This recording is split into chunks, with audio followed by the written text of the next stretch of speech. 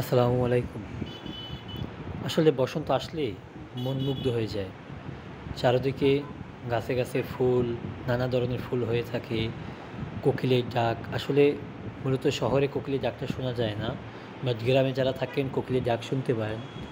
আসলে কোকিলের ডাক এমন একটা মধুর ডাক যেটা শুনলেই মন ভালো হয়ে যায়। এই যে দেখতে পারতেছেন আজকের আবহাওয়াটা অনেকই ভালো। মেঘলা আকাশ, লাল ফুল হয়ে আছে গাছে, নারকেল গাছের মাঝে। আসলে আমি চারিদিকে তাকালেই ফুল আর ফুল, কারণ এখন বসন্ত। যে একটা কথা আছে যে শীত আসুক না আসুক আজ বসন্ত। চারিদিকে ফুল, ফুলে ফুলে ঘেরা। আসলে এই কথাই অসাধারণ।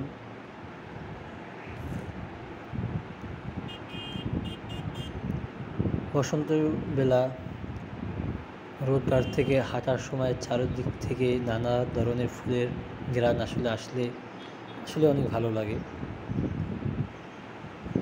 তাই আমিও বের হয়ে পড়লাম হাঁটার জন্য। আজকে একটু হাঁটবো।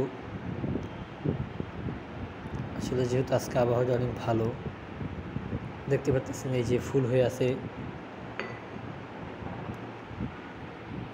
আসলে এই যে বনানী বা গুলশান ২ এই এলাকাটা আসলে অনেক সুন্দর, কারণ সবাই গাছ রোপণ করে, যার যার বাসার সামনে কৃষিকাজ করে।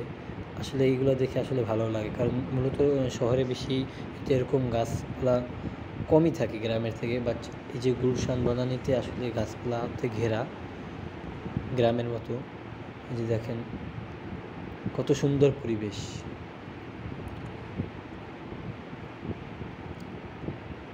আমরা হাঁটতেছি, মনে হচ্ছে সৌদি আরবের মতো খেজুর গাছ, যে সৌদি আরব আছি। আমরা হাঁটতেছি আর ভিডিও করতেছি। এই যে দেখেন প্রত্যেকটা বাসার সামনেই গাছে গাছে ফুল হয়ে আছে। যে মূলত ঢাকা শহরে আসলে এই ফুলটি একটু বেশিই দেখা যায়। এই ফুলটার নাম আসলে আমি জানি না, আপনারা যদি জেনে থাকেন তাহলে কমেন্ট করে অবশ্যই জানিয়ে দিবেন।